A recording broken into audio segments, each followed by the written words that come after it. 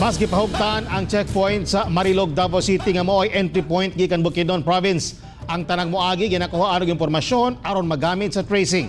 Ano ang detalye?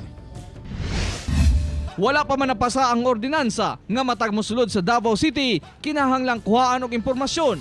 Ginabuhat na kini sa frontline checkpoint sa Marilog District kung asa makaagi ang mga gikan Arakan, Cotabato ug Bukidnon Province.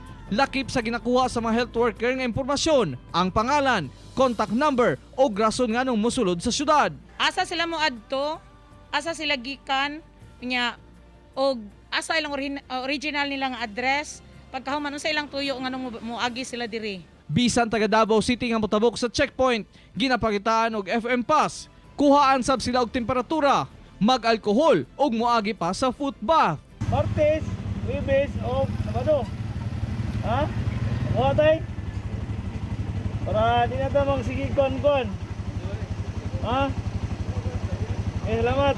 Hasol man kay daghang proseso nga agian, apan wala kuno kini problema, basta masiguro lang ang kaluwasan sa tanan kontra COVID-19. Wala problema para man sa ato ang kayahan. Oh, sa imong gisulat dito, imong pangalan, address, unsa pa? Pirma. So, asa rin ka padulong? Sambunutan. Magunsa ka? Uli nagikan mig lumundaw palit og bugas. Kauban sa mga frontliner nga mga taga-barangay, maong kapulisan o kasundaluhan, nagbutang na usab sila og tangke rigyera, isip pagbabag aron masiguro ang pag-checkpoint sa matag tawo nga moagi. Nakaunang na-establish ang atong mga border checkpoint.